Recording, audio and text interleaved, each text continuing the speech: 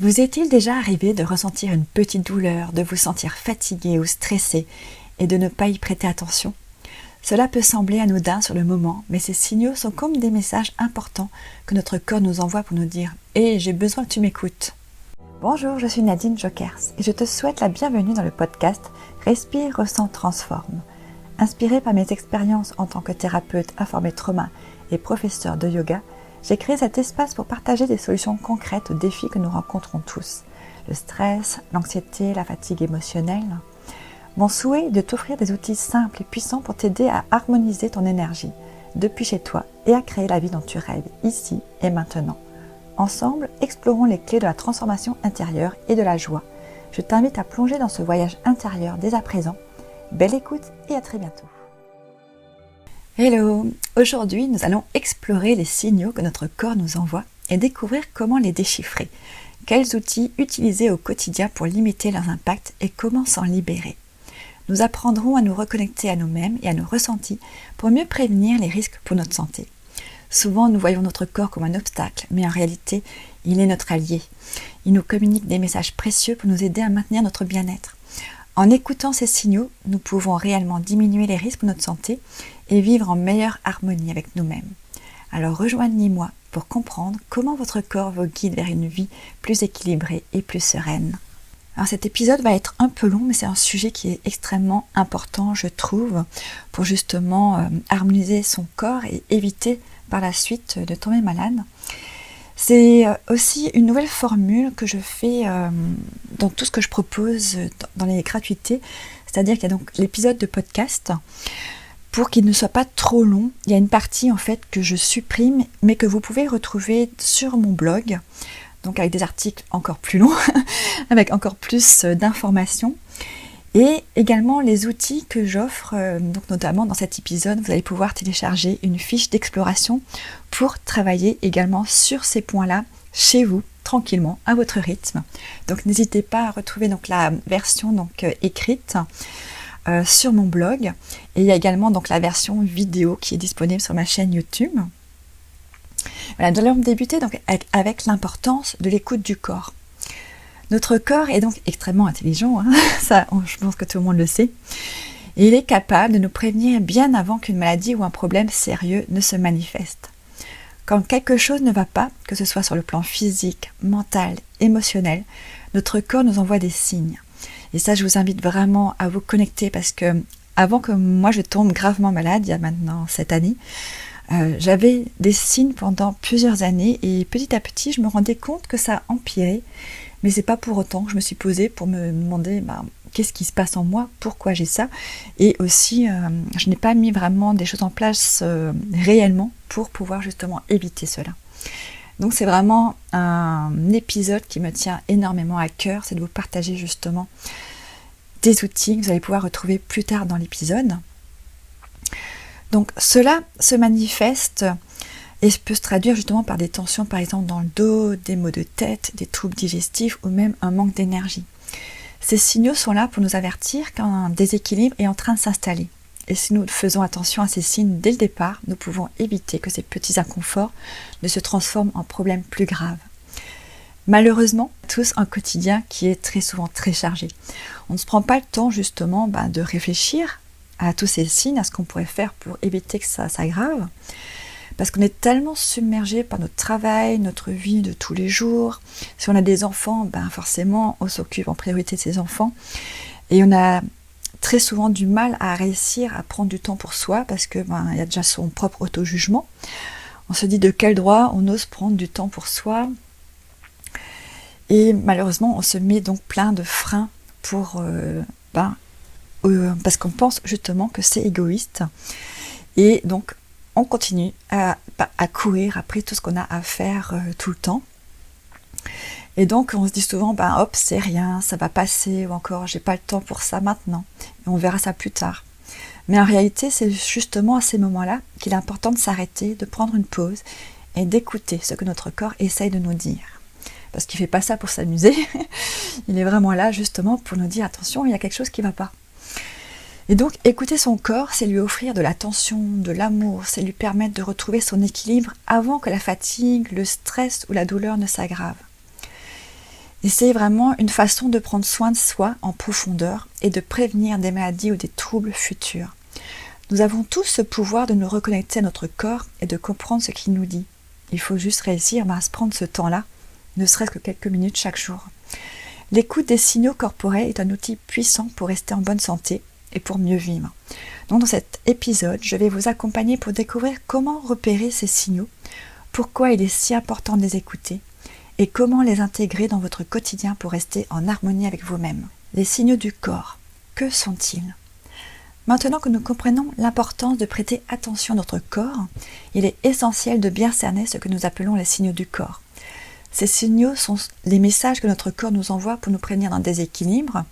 Ils peuvent être subtils comme une fatigue légère ou un petit inconfort, ou plus prononcés comme une douleur persistante ou des problèmes de digestion. En fait, c'est vraiment très très varié. Mais quelle que soit leur forme et leur intensité, ces signaux méritent notre attention. Il y a tout d'abord les signaux physiques, c'est-à-dire les signaux qui sont les plus faciles à reconnaître parce qu'ils sont physiques, donc on sent un désagrément ou une douleur, comme ou bien ça peut être aussi des tensions, des raideurs ou bien des maux spécifiques comme des migraines. Par exemple, une douleur au bas du dos peut indiquer que nous portons trop de poids, alors pas seulement physiquement mais aussi émotionnellement ou mentalement. Un autre exemple fréquent est celui des troubles du sommeil, c'est-à-dire lorsque nous avons du mal à nous endormir ou que notre sommeil est perturbé. Cela peut révéler un stress latent, c'est-à-dire une anxiété qui est non exprimée ou encore des déséquilibres hormonaux. Les tensions musculaires, les courbatures ou même les problèmes de peau comme les éruptions ou l'eczéma sont aussi des indicateurs que quelque chose ne va pas. Souvent, notre corps essaye de nous dire qu'il est temps de ralentir, de prendre soin de nous ou de modifier peut-être certains aspects de notre mode de vie. Il y a également donc les signaux émotionnels ou mentaux. C'est un peu plus difficile des fois. Et c'est vraiment nos émotions, notre état mental qui influencent également notre corps de manière très directe. Il faut vraiment prendre en compte que notre corps, tout est interconnecté.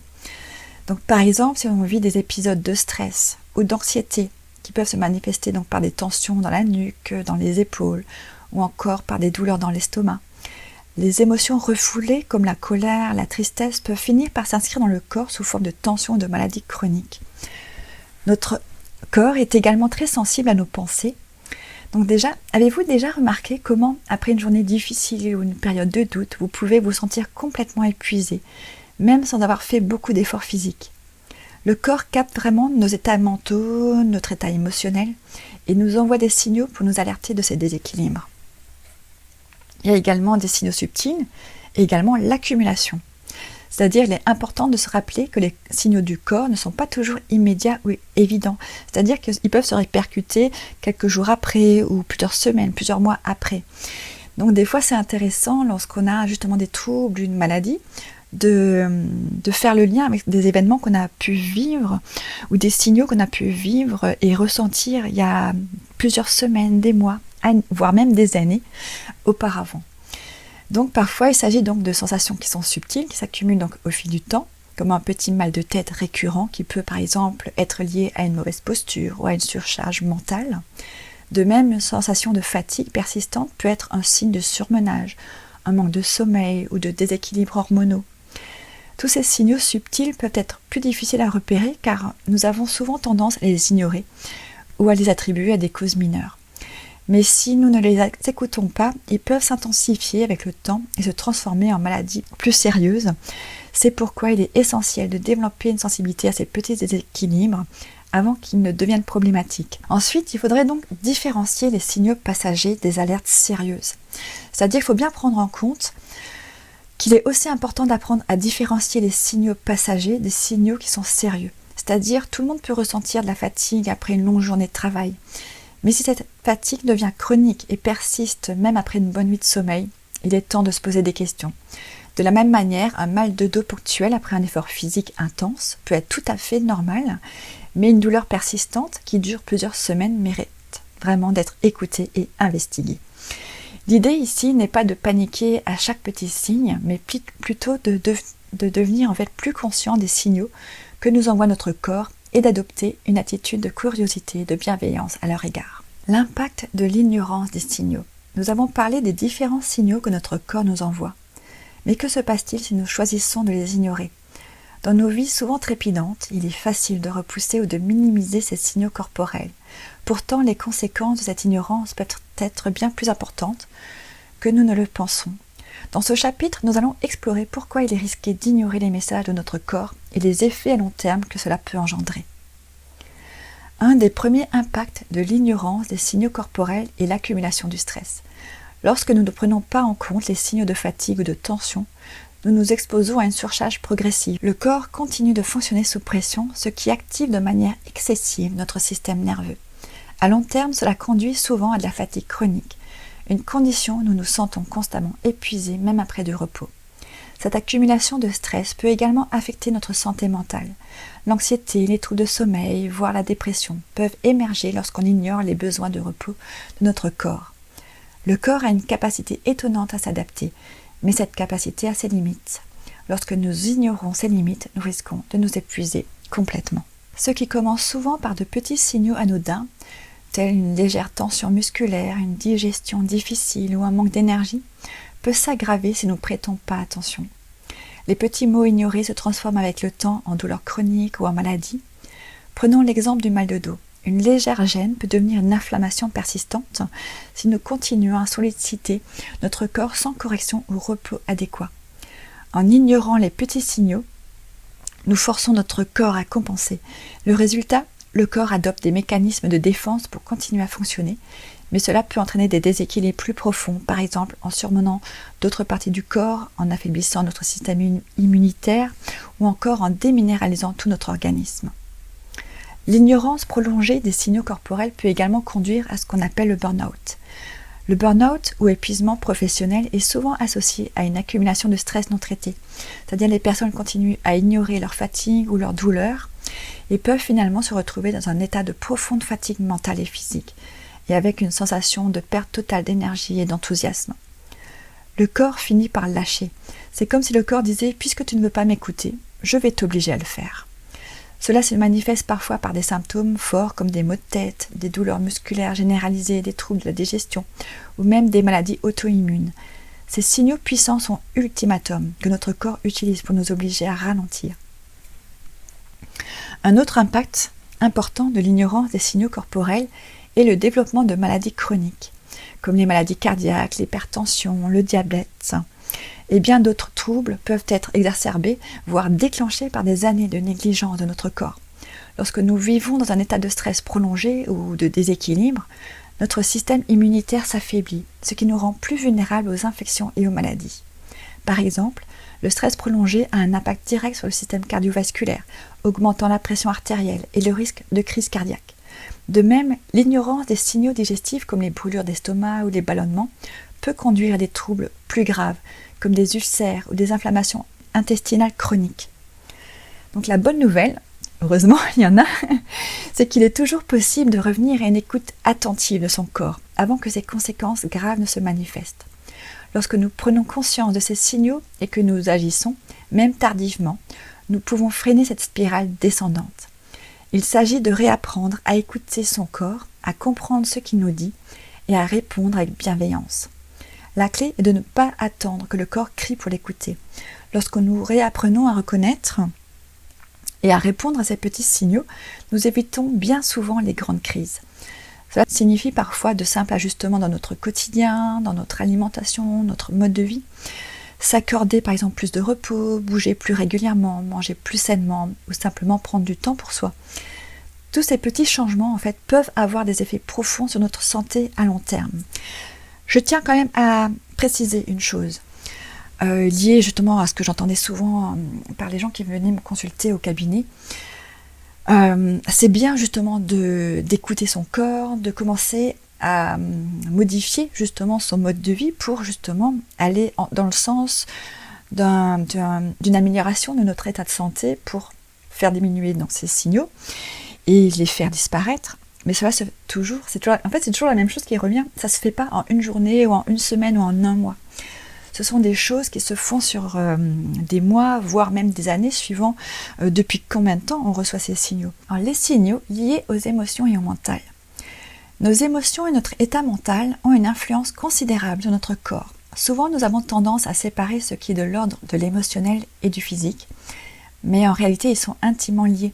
Ce chapitre est vraiment dédié à cette connexion profonde entre notre état émotionnel, mental et les signaux corporels qui en découlent. Le corps et l'esprit sont en dialogue constant. Chaque émotion, chaque pensée a un écho dans notre corps. Par exemple, lorsque nous sommes stressés ou anxieux, notre respiration devient souvent plus courte et plus rapide, nos muscles se tendent et nous pouvons ressentir une boule au ventre ou une oppression dans la poitrine. A l'inverse, lorsque nous nous sentons apaisés, notre corps est détendu, notre respiration est plus profonde et les tensions s'évanouissent. Il est important de reconnaître que les signaux corporels peuvent être le reflet d'émotions que nous n'avons pas exprimées ou que nous ne savons pas encore reconnaître consciemment. Des douleurs inexpliquées, des tensions musculaires ou des maux de tête récurrents peuvent être la manifestation physique de peur, de colère ou de tristesse que nous refoulons. Le corps parle souvent à notre place lorsque nos émotions n'ont pas d'espace pour s'exprimer. Et ça, on peut vraiment, lorsqu'on se connecte à son ressenti, s'en rendre compte. Le stress est sans doute l'exemple le plus courant de la manière dont notre mental affecte notre corps. En situation de stress, notre système nerveux entre dans un état d'alerte, c'est la réaction dite de lutte ou fuite. Si cette réaction est normale et parfois nécessaire à court terme, suivant ce qu'on vit, lorsque le stress devient chronique, c'est-à-dire irrégulier, notre corps reste en permanence dans cet état d'alerte. Et là, c'est pas bon du tout. Donc c'est vraiment important d'avoir des outils justement pour ne pas être dans ce stress chronique.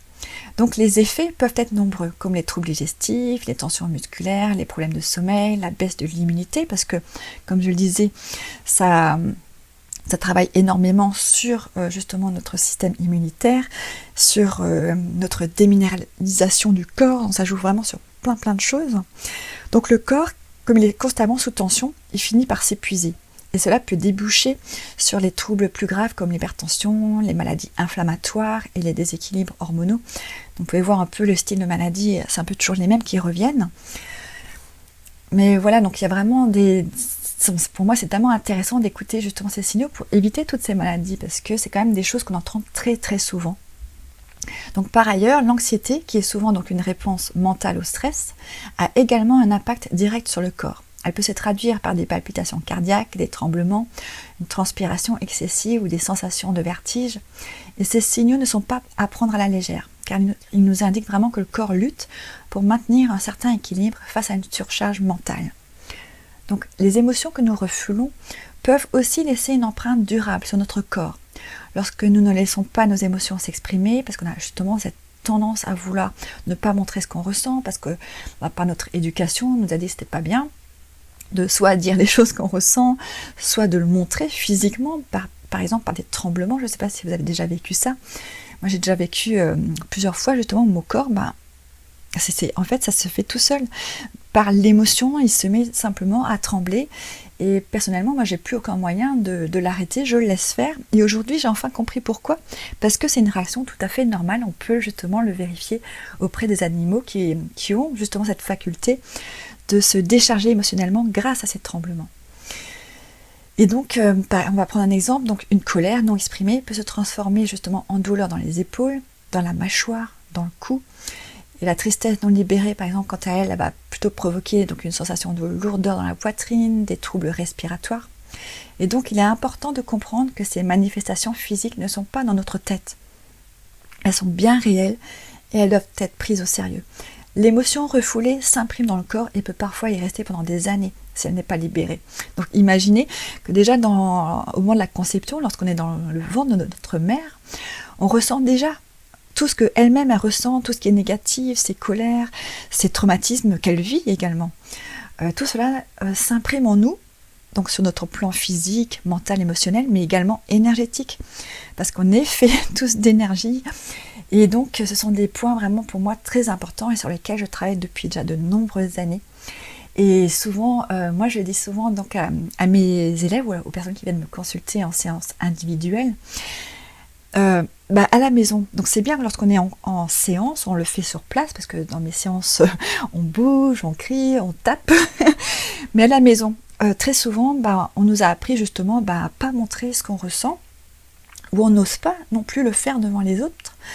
Donc, dans ces moments-là, lorsqu'on ressent une grosse émotion, de la colère, au lieu de s'en prendre aux gens qui sont autour de nous, parce que Voilà, c'est un grand chapitre, on en parlera peut-être dans un autre épisode.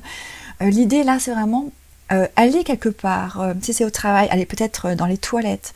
Si vous êtes à la maison, allez dans une pièce, vous mettre pour vous isoler en fait.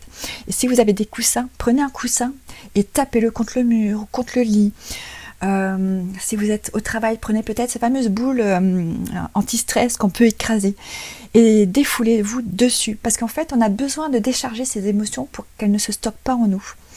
Alors bien sûr, suivant là où on est, on ne peut pas forcément toujours le faire, par exemple si on est en pleine réunion, mais franchement, si vous avez la possibilité, si vous êtes chez soi, faites-le. N'attendez pas que ça stagne en vous, que ça crée que ça s'accumule encore plus en vous. Il faut vraiment sortir toutes ces émotions, tout ce qui peut justement nous fragiliser par la suite. Donc le rôle de l'écoute de ces signaux est donc fondamental. En prenant le temps de nous connecter à notre corps, nous pouvons apprendre à reconnaître ces émotions et à leur donner un espace pour s'exprimer et à libérer donc les tensions qu'elles ont créées. Et donc ce processus d'écoute et de libération est vraiment crucial pour notre bien-être global. Alors comment reconnaître les signaux émotionnels ? Apprendre à les reconnaître, ça demande de la pratique, ça c'est sûr, j'imagine que vous en doutez, mais c'est vraiment un art qu'on peut tous développer. Alors voici quelques pistes pour commencer. Tout d'abord, le scan corporel, c'est vraiment le premier outil que je propose vraiment lors de mes séances, c'est de prendre vraiment un moment pour scanner son corps, des pieds à la tête, d'observer les tensions ou les sensations qui sont inhabituelles, ou simplement, en fait on n'a jamais pris attention à ces sensations. Demandez-vous si elles pourraient être liées à une émotion que vous ressentez ou que vous avez simplement refoulée. Donc là, je vous invite vraiment à écouter l'épisode 4 de mon podcast où justement vous avez une méditation toute simple de scan corporel qui vous prendra juste quelques minutes. Et ça, c'est intéressant de le faire tout d'abord dès le départ lorsque vous débutez ce chemin et de le faire régulièrement parce que justement notre état émotionnel, nos tensions dans notre corps évoluent au cours de notre journée, mais également au cours des semaines, des mois. Donc, c'est très intéressant aussi de prendre des notes pour justement voir son propre cheminement. Ensuite, il y a donc écouter sa respiration. La respiration, c'est un excellent indicateur de notre état émotionnel. Si votre respiration est rapide ou saccadée, cela peut indiquer un stress ou de l'anxiété. À l'inverse, une respiration profonde et régulière est souvent le signe d'un état émotionnel apaisé. Et ça, c'est aussi un très bon outil, quand on écoute sa respiration, on se rend compte par exemple au travail, on a du mal à respirer ou devant une réunion. Ensuite, observer les habitudes corporelles. Certaines postures ou gestes répétitifs peuvent être des signes que le corps essaie de gérer une émotion. Par exemple, serrer constamment les mâchoires peut indiquer de la frustration ou de la colère non exprimée. Et ça, c'est un outil aussi très important parce qu'en fait, les mâchoires, je me rends compte souvent lorsque je faisais des massages de relaxation ou lors des ateliers que je proposais, beaucoup de mes élèves, en fait, gardent, même dans une pratique de méditation ou de breathwork, gardent les mâchoires serrées. Parce qu'en fait, on accumule tellement de stress sur le long terme qu'on ne s'en rend plus compte et que les mâchoires restent carrément bloquées. Et cela peut aller jusqu'à vraiment des gros soucis, en fait, au niveau des mâchoires, au niveau de la mastication, des muscles. Et il faut très souvent se rappeler détendre les mâchoires pour en fait s'en rendre compte et les détendre réellement pour réussir justement petit à petit, à force de le pratiquer, de pouvoir justement redétendre cette zone du visage qui est très souvent tendue. Ensuite, donc les émotions dans le ventre. Beaucoup d'émotions s'expriment dans notre ventre car c'est un centre nerveux majeur, ça on commence vraiment à le savoir au niveau des intestins, la connexion avec le cerveau. Et le nerf vague et donc tout ce système-là qui est justement au niveau du système et de la régulation du système nerveux. Les nœuds dans l'estomac, les crampes ou les ballonnements qu'on peut très souvent ressentir lorsqu'on est dans un état de stress peuvent justement être des signes vraiment très, très intéressants et des signes d'anxiété, donc de peur, et sur lesquels il faut travailler.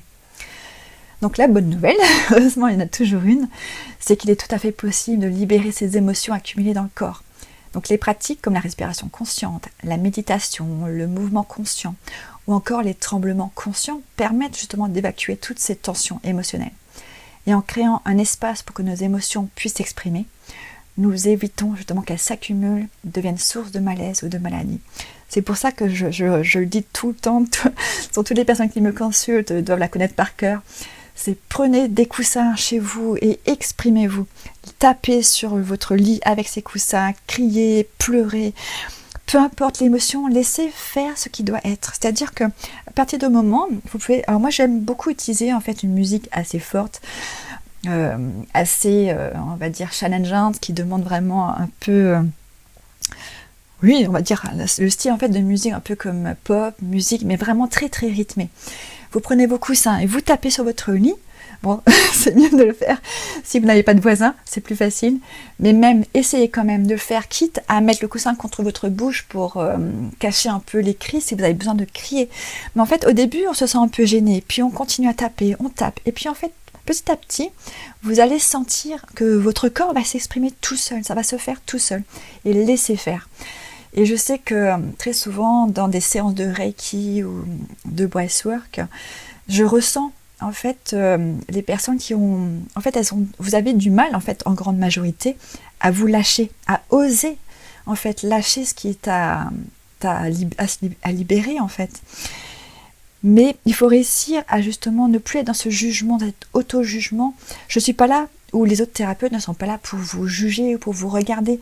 Nous, ce qu'on veut, c'est que vous alliez bien. Et pour ça, il faut réussir à oser, laisser sortir toutes ces émotions, tous ces cris, ces pleurs, cette tristesse, cette joie. En fait, il y a tellement de choses qui peuvent s'exprimer dans ces moments-là, dans ces pratiques.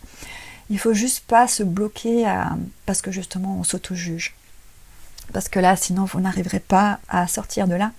Et ce n'est pas le but, parce que j'imagine que si vous écoutez cet épisode, c'est que vous avez justement envie de vous libérer. Donc commencez doucement, tranquillement, en tapant tout doucement, ce que vous souhaitez, mais faites-le. Et essayez de le faire plusieurs fois dans la semaine, dès que vous avez un peu de temps, par exemple le soir, avant d'aller vous coucher. Et ça, ce serait vraiment super, parce qu'on accumule justement beaucoup de stress, de charge dans la journée. Donc le soir est un très beau moment pour le faire.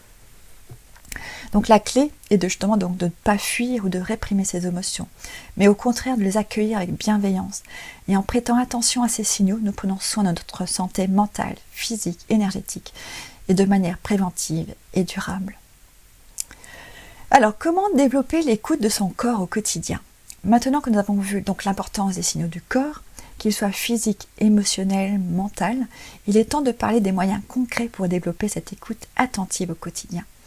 Être à l'écoute de son corps ne demande pas des heures de pratique ou des outils complexes. C'est tellement simple. Il suffit juste de quelques minutes et d'avoir l'envie de le faire. Donc cela commence par des gestes simples mais réguliers qui nous aident à nous reconnecter à nous-mêmes et à prévenir les déséquilibres avant qu'ils ne se transforment en maladie. Dans ce chapitre, je vais partager avec vous quelques pratiques que vous pouvez intégrer dans votre routine. Tout d'abord, la respiration consciente. La respiration est l'un des moyens les plus simples et efficaces pour se reconnecter à son corps. C'est un outil que nous avons toujours à disposition et qui peut nous aider à calmer notre mental, relâcher les tensions et revenir au moment présent. Prendre quelques minutes chaque jour pour pratiquer la respiration consciente peut faire une grande différence dans la manière dont nous percevons et interprétons les signaux de notre corps. Ça, ce sont des outils, je vous en partage beaucoup maintenant sur mes Instagram ou dans mes stories sur YouTube. Et également forcément lors des ateliers ou le cercle Un son sacré. Pour moi, la respiration est vraiment le premier outil en fait. Je dis souvent le premier outil. En fait, il y a tellement de choses, je trouve, importantes là, sur ce chemin-là, sur ces explorations. Mais c'est vrai que la respiration nous permet, suivant le type de respiration que l'on fait, nous permet d'arriver à un état modifié de notre conscience. Et là, on peut vraiment avoir de réels effets sur le long terme et des libérations. Donc c'est vrai que pour moi, c'est vraiment un élément crucial de ma technique. Je vais vous proposer un exercice tout simple. Installez-vous dans un endroit calme, fermez les yeux et concentrez-vous sur votre respiration. Je vous invite vraiment à le faire maintenant que vous écoutez cet épisode, mais si vous ne pouvez pas, vous pouvez le refaire plus tard chez vous, dès que vous avez un peu quelques instants pour vous. Inspirez profondément par le nez en comptant jusqu'à 4. Puis expirez lentement par la bouche en comptant jusqu'à 6 ou 8. Comme vous pouvez, chacun a son propre rythme et suivant plus on pratique, plus on peut aller loin. Répétez cet exercice pendant 5 à 10 minutes, toujours en portant attention à votre respiration. Vous vous reconnectez à votre corps, vous apaisez le système nerveux. Cela permet aussi de relâcher les tensions accumulées et d'améliorer la circulation de l'énergie dans tout votre corps. Ensuite, nous allons voir le scan corporel. Donc dans les outils, n'hésitez pas à faire pause aussi. Si vous avez le temps de le faire tout de suite, faites pause et reprenez le podcast plus tard. Donc le scan corporel, j'en parlais déjà avant. Donc c'est une autre méthode qui est simple mais puissante pour développer donc l'écoute du corps. Il s'agit de porter son attention sur chaque partie de son corps, l'une après l'autre, et de noter les sensations que l'on y ressent. Cela permet de prendre conscience des tensions, des inconforts, des déséquilibres qui pourraient être passés inaperçus dans notre quotidien. Donc je vous invite vraiment à écouter l'épisode 4 du podcast. J'y offre une méditation guidée sur le scan corporel. Mais je vais quand même expliquer vite fait cet outil. Donc par exemple, si vous avez le temps, prenez quelques instants pour vous allonger ou asseyez-vous dans une position confortable, fermez les yeux et commencez par porter votre attention sur vos pieds. Remarquez les sensations, sont-ils tendus, froids ou détendus? Ensuite, vous allez monter lentement vers vos mollets, les genoux, les cuisses, etc. jusqu'à la tête. Pour chaque partie du corps, observez les sensations sans jugement. Ce scan corporel vous permet d'établir un lien avec votre corps et de devenir plus conscient de ce qu'il vous dit. Le mouvement conscient. Prendre le temps de bouger de manière consciente est une excellente manière de libérer les tensions accumulées et de mieux comprendre les besoins de votre corps. Le mouvement ne doit pas nécessairement être intense ou structuré comme dans une séance d'entraînement. Il peut s'agir de simples étirements, de danse intuitive, de marche en pleine conscience ou de yoga.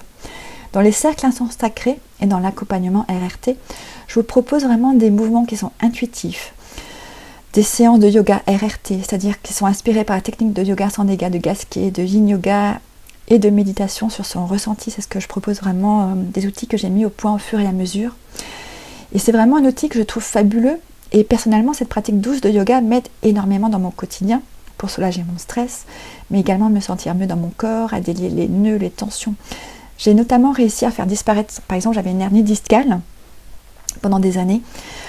J'ai aussi été donc gravement malade il y a quelques années, et donc j'avais eu beaucoup de problèmes en fait pour bouger, avec des douleurs dans les os, dans les articulations, beaucoup de tensions des nœuds dans le corps, et le fait d'avoir justement, je me suis formée donc pour être devenue professeure de yoga, mais aussi petit à petit, en fait, je me suis assez vite rendu compte, notamment avec ma dernière formation de 200 heures en green yoga, que mon corps, en fait, je n'ai pas envie de faire des yogas rapides. Pourtant, j'ai été élève longtemps, yoga Kundalini et d'autres yogas. Et je me suis rendu compte que ma pratique, elle est vraiment douce, lente, avec énormément de ressenti. Et donc, petit à petit, je me suis intéressée au yin yoga, dont j'étais formée pour être prof yin yoga, en yin yoga somatique. Et donc, j'ai créé ma modalité, en fait, c'est davantage un yin yoga somatique, pour justement se délier, mais doucement. Parce que je me souviens, lorsque j'ai entamé mon cursus pour être d'enseignement, en fait, pour être facilitatrice en essence du souffle, les premiers cours, je me suis rendu compte, parce qu'en fait, dans les breathwork, dans la formation, Annie nous disait de faire des mouvements intuitifs pour nous libérer, mais sans aucune explication. Et pourtant, j'ai fait plus de 20 années de danse, donc logiquement, j'aurais dû savoir quoi faire. Mais déjà, j'avais cette gêne d'être regardée lorsque je faisais mes mouvements. Mais en plus, j'avais vraiment un gros blocage au niveau du bassin, un peu partout dans mon corps. Et je me suis rendu compte à quel point j'avais des tensions et je ne m'en étais pas rendu compte. Entre-temps, j'avais déjà débuté, c'est la même période où j'ai débuté en fait mes formations pour être professeure de yoga. Et donc petit à petit, j'ai commencé à retrouver de la mobilité, à pouvoir justement mieux bouger. Et petit à petit, avec les années, parce que c'était il y a 7 ans, j'ai donc commencé à modifier cette pratique de yoga qui pour moi en fait, je n'étais pas du tout une adepte du yoga rapide, comme j'ai pu l'être lorsque j'étais élève en yoga Kundalini, mais vraiment dans une approche en restant plus vraiment dans le yin yoga, voire le yin yoga somatique, où c'est en fait un yoga doux où on prend le temps de se reconnecter à soi, à sa propre anatomie, parce qu'on ne peut pas pratiquer tous le même yoga et les mêmes postures. On va tous forcément l'adapter à notre anatomie et à la forme de nos os, de nos muscles et tout. Et donc, et également donc, à ce ressenti, à ces tensions que l'on a donc physiques, qui sont liées justement à des mauvaises postures, mais également à toutes ces charges émotionnelles que l'on a depuis notre enfance, qui s'accumulent en créant des tensions, en créant peut-être des maladies auto-immunes, des douleurs dans les articulations, et également toutes ces charges émotionnelles, énergétiques qui se trouvent donc un peu partout. Et donc j'ai vraiment créé et mis au point mes propres protocoles. Et donc petit à petit, j'ai commencé à me libérer et à me sentir bien. Et c'était justement dans ce yoga lent. Je sais que beaucoup aiment peut-être pas forcément tout ce qui est lent, mais lorsqu'on est dans cette recherche de se libérer du stress, retrouver des moments de calme, de sérénité, et ben personnellement pour moi en fait c'est ce calme-là, cette douceur, ce ressenti en prenant mon temps. Et c'est pour ça que vraiment j'inclus ça dans mon cercle et dans mes accompagnements. Alors comment faire? Chaque jour, prenez quelques minutes pour bouger de manière fluide, sans but précis, simplement en écoutant ce que votre corps vous demande. Peut-être que vous avez envie de vous étirer, de rouler doucement vos épaules, ou de faire quelques mouvements de torsion pour assouplir votre dos. Écoutez votre corps et laissez-le vous guider. Le mouvement conscient permet non seulement de relâcher les tensions physiques, mais aussi d'évacuer les émotions bloquées. Ensuite, il y a également donc créer des moments de silence. Donc le monde dans lequel nous vivons, il est bruyant. Non seulement à cause donc des sons extérieurs, mais aussi à cause du flux constant donc de nos pensées, des stimuli que nous recevons. Et donc créer des moments de silence intérieur permet à votre corps de se manifester plus clairement. Lorsque nous sommes constamment distraits par des tâches, des écrans ou des pensées, il devient difficile de percevoir les signaux subtils que notre corps essaie de nous envoyer. Alors comment faire? Donc chaque jour, accordez-vous un moment de silence. Éteignez vos appareils, trouvez un endroit calme, et asseyez-vous simplement en silence. Vous n'avez pas besoin de faire quelque chose pendant ces moments, juste être. Cela peut être un moment pour écouter votre respiration, observer vos sensations corporelles ou simplement profiter du calme. Ces instants de silence sont précieux pour développer une meilleure écoute intérieure. Et au début, n'abandonnez pas parce que vous avez l'impression que ça ne marche pas. Ça prend du temps, comme je le disais, c'est vraiment... Faites-le un peu tous les jours, quelques minutes, 2-3 minutes au départ, puis après 5 minutes. En fait, aussi longtemps que vous vous sentez bien. Si vous sentez que d'un coup votre cerveau, vos pensées sont là à vous dire allez dépêche-toi de rentrer, tu as plein de trucs à faire. Ok, moi je suis passée par là, je suis rentrée plein de fois, jusqu'au jour où j'ai dit non, maintenant je me force un peu, je reste sur place, je profite de l'instant. Et alors je me concentrais sur ma respiration, ou à l'époque c'était le printemps, donc il y avait des papillons qui commençaient à sortir, j'avais plein dans le champ où je me posais, j'avais des orchidées sauvages, donc je regardais ça. Et petit à petit, voilà, le calme s'est fait tout simplement. Ensuite, il y a également l'écriture consciente, le journaling. Alors l'écriture est un excellent outil pour explorer ce que votre corps ressent et pour libérer des pensées ou des émotions refoulées. En prenant le temps d'écrire librement chaque jour, sans chercher à analyser ou à corriger, vous pouvez découvrir des choses que votre corps et votre esprit tentent de vous communiquer. Ça, c'est vraiment aussi un superbe outil. Ne serait-ce que pour suivre votre évolution, mais également des fois pour revenir un peu sur le passé. Alors je sais, certaines personnes me disent ouais, moi je n'aime pas écrire parce que je n'aime pas revenir sur le passé, je préfère laisser passer là où il est. Ok, chacun a sa manière de fonctionner, a ses propres besoins. Moi personnellement j'aime beaucoup le journaling, pas forcément parce que je vais relire ce que j'ai fait il y a un an, mais juste parce que le fait d'écrire, au moment où j'écris, ça me décharge l'esprit, et puis ça m'amène des fois des points de réflexion que je n'avais pas au cours de ma journée. Et puis c'est aussi un moment où on se pose justement dans le calme, où on laisse son esprit un peu vagabonder et on écrit tout ce qui nous passe par la tête sans chercher forcément à le mentaliser. Et ça permet vraiment de libérer certaines choses. Alors comment faire? Prenez un carnet et chaque matin ou soir, écrivez pendant 5 à 10 minutes sans interruption. Ne cherchez pas à être structuré ou à écrire quelque chose de parfait. Laissez simplement les mots venir tels qu'ils sont, c'est-à-dire posez-vous des questions comme « Comment mon corps se sent-il aujourd'hui ? Est-ce que je ressens des tensions quelque part ? Ou encore « Quelle émotion domine en moi en ce moment ?» L'écriture consciente vous permet de mettre en lumière ce qui est présent en vous, souvent de manière inconsciente. N'hésitez pas à télécharger la fiche d'exploration que je vous offre dans l'article du blog. Ça vous permettra justement d'avoir déjà une fiche de travail si vous avez envie d'aller sur ce chemin-là. Ensuite, donc, il y a prendre du temps pour soi. La grande difficulté que l'on a de nos jours, prendre ce temps pour soi. On a toujours une vie tellement, on a toujours tellement de choses à faire entre le travail, s'occuper de la maison, s'occuper des enfants. Parlons donc de prendre du temps pour soi. Enfin, c'est le plus important pour développer l'écoute de son corps et de s'accorder du temps pour soi. Sinon, si on n'a pas le temps, forcément, on n'a pas le temps d'écouter les signes. Donc trop souvent, nous passons nos journées à courir après les tâches, les obligations et les attentes des autres, en oubliant de nous arrêter pour prendre soin de nous-mêmes. Prendre du temps pour soi, que ce soit pour se reposer, se détendre ou pratiquer une activité qui nous fait du bien, est essentiel pour être à l'écoute de nos besoins. Alors, comment faire ? Prenez l'engagement chaque jour de vous accorder un moment rien que pour vous. Cela peut être une pause de 10 minutes pour méditer, prendre un bain relaxant, marcher dans la nature. Moi, j'ai recommencé depuis ce matin, je vous le dis. Et ça m'a fait vraiment du bien. Ou simplement vous allonger et ne rien faire. En fait, chaque personne a ses propres envies. On n'a pas tous forcément envie d'aller marcher en forêt. Chacun, ce sera peut-être d'aller faire du sport. Donc voilà, on a chacun nos propres envies par rapport à ce qui peut être bon pour nous. Il faut juste se prendre le temps de le faire. Donc ce moment vous permettra de vous reconnecter à votre corps, de relâcher la pression et de prévenir l'apparition de stress ou de fatigue. Ensuite, donc les bénéfices à long terme d'une écoute attentive de son corps. Dans ce chapitre, nous allons explorer donc les nombreux bénéfices que l'écoute attentive de son corps peut apporter à long terme. Alors il ne s'agit pas seulement d'éviter la maladie ou de réagir aux signaux d'alerte immédiats, mais bien de construire une relation plus profonde, plus harmonieuse avec son corps. Cette écoute quotidienne et bienveillante crée une base solide pour une santé globale, donc physique, mentale, émotionnelle, durable. Voyons ensemble donc les transformations positives que cela peut entraîner dans votre vie. Lorsque nous développons une écoute attentive de notre corps, nous sommes plus à même de détecter les petits déséquilibres avant qu'ils ne deviennent de plus gros problèmes. Par exemple, reconnaître des signes précoces de stress ou de fatigue peut nous permettre de prendre du repos avant que cela ne se transforme en épuisement ou en burn-out. De même, prêter attention à des inconforts digestifs peut nous inciter à ajuster notre alimentation avant que cela ne provoque des troubles plus graves comme des inflammations chroniques. Cette approche préventive est essentielle pour maintenir un état de bien-être à long terme.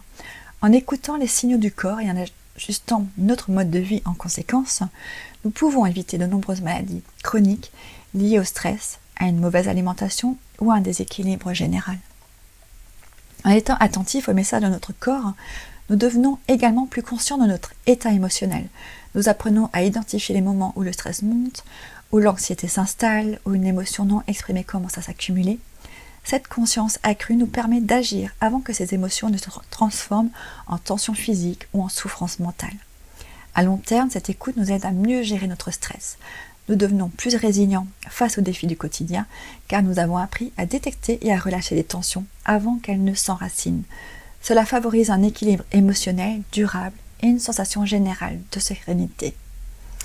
Lorsque nous écoutons et respectons les besoins de notre corps, nous développons un état d'équilibre global. Le corps et l'esprit fonctionnent en harmonie, ce qui renforce notre capacité à répondre aux défis de la vie avec calme et clarté. Nous devenons plus connectés à nous-mêmes et à nos besoins, ce qui améliore notre qualité de vie sur tous les plans. Cet équilibre se manifeste dans notre énergie quotidienne, nous avons plus de vitalité, notre humeur est plus stable et nous nous sentons plus ancrés et centrés. Les bienfaits de cet équilibre global se répercutent également dans nos relations, notre travail et notre manière d'aborder les événements de la vie. Nous devenons moins réactifs et plus capables de prendre du recul. Alors je sais que cet épisode est vraiment long, j'ai essayé de le faire quand même le plus court possible, mais tout en vous donnant un maximum d'informations. N'hésitez pas à aller lire l'article du blog qui est encore plus détaillé. Et donc pour conclure cet épisode, je vais vous encourager vraiment à commencer dès aujourd'hui à écouter les signaux de votre corps. Que ce soit par des petites pauses dans votre journée, une respiration consciente ou un mouvement conscient. Chaque geste compte. Ce n'est pas une pratique qui est réservée donc au moment de crise, mais un mode de vie à adopter progressivement et vraiment à mettre dans votre quotidien. Comme je vous l'ai partagé dans cet épisode, moi-même j'en ai fait l'expérience.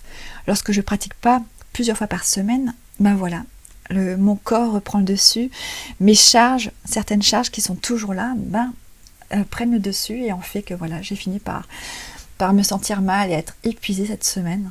Et il m'a fallu quand même, là c'est quoi, 4e jour, il m'a fallu quand même 4 jours pour commencer à m'en remettre.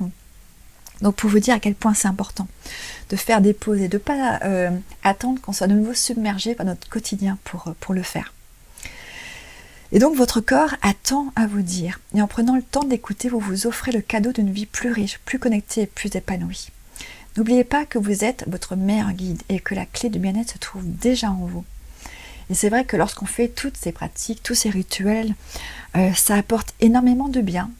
Mais je me suis rendu compte quand même qu'avec la pratique, même si ça nous amène énormément de bien, qu'on a beaucoup de plaisir au moment de le faire, on se laisse vite quand même rattraper par notre quotidien, malheureusement. Donc c'est vraiment un chemin que je vous invite vraiment à faire, je dirais au moins 2-3 fois par semaine. C'est un chemin davantage peut-être qui est vraiment de l'introspection, du ressenti intérieur, mais c'est pas suffisant. Écoutez, ces signaux, c'est très bien, mais je vous invite vraiment également à mettre, comme on est au mois de septembre, c'est le moment où on se lance dans de nouvelles activités, pratiquer également une activité physique. Il faut une activité sportive, c'est important pour notre santé, mais également une activité telle plutôt un yoga doux, vraiment une technique, ça peut être de la méditation, peu importe en fait ce que vous allez faire, mais prenez vraiment un moment où vous allez également travailler en conscience sur vous-même, tout en apportant du mouvement conscient dans votre corps, c'est important. En fait, ce sont des techniques et des outils qui sont à conjuguer et qui sont complémentaires. Il faut les mettre ensemble pour vraiment apporter un bien-être global. Et il faudrait chacune les pratiquer plusieurs fois dans sa semaine. Et ça, je pense que tout le monde le répète, il faut au minimum 3 fois par semaine, je dirais au minimum, pour vraiment voir voir un changement dans sa vie courante. Et cela, il faut le faire au moins plusieurs mois pour commencer à vraiment voir un impact. Et voilà, donc nous sommes à la fin de cet épisode. Je tiens donc à vous rappeler que vous pouvez trouver donc les notes détaillées donc sur mon blog, avec également la fiche d'exploration que vous pouvez télécharger. Si vous êtes abonné à ma newsletter ou si vous explorez donc l'espace gratuité sur mon site, vous aurez donc accès à ce fichier et encore à d'autres fichiers qui sont à télécharger avec des clés et des outils pour enrichir votre pratique quotidienne. Il y a également donc plusieurs e-books et l'objectif de ces ressources gratuites est de s'enrichir au fur et à mesure que j'enregistre donc ces épisodes de podcast. Donc n'hésitez pas également à me laisser une note, à m'écrire si vous le souhaitez pour me partager peut-être des thèmes que vous aimeriez que j'explore et que je développe ici sur ce podcast. Vous pouvez également donc visionner la version vidéo sur ma chaîne YouTube qui s'appelle donc Nadine Jokers. Et si vous souhaitez poursuivre ce cheminement avec moi, je vous invite à découvrir donc le cercle Instant Sacré. C'est donc un endroit en fait où on se rejoint tous les mois. Il fonctionne par abonnement. Et il y a également donc l'accompagnement RRT qui débute en janvier. Donc c'est un accompagnement sur plusieurs mois. Et il y a également donc des ateliers et une retraite qui va être mise en place, la retraite l'année prochaine. Les ateliers vont débuter cet automne. Les ateliers, c'est donc en présentiel autour de chez moi, donc ce sera Saverne, Strasbourg et Sarrebourg certainement. Je suis encore en train de chercher les salles. Et il y a également donc le cercle de femmes qui débute donc ici donc à mon cabinet à la mi-octobre et des cercles de femmes en ligne qui vont débuter également à la mi-octobre. Voilà, je vous souhaite vraiment de passer une très belle journée. Prenez soin de vous, on se retrouve bientôt. Bisous, bye bye. Merci d'avoir écouté cet épisode jusqu'à la fin. Si tu l'apprécies, je t'invite à le soutenir en t'abonnant, en le partageant avec tes amis qui pourraient en bénéficier et en laissant une note. Si ce n'est déjà fait, inscris-toi à ma formation gratuite qui est disponible sur mon site nadinejokers.fr et rejoins-moi sur Instagram et Facebook pour plus de contenu et d'inspiration. Je te souhaite une belle journée et une écoute enrichissante pour les prochains épisodes. Prends soin de toi.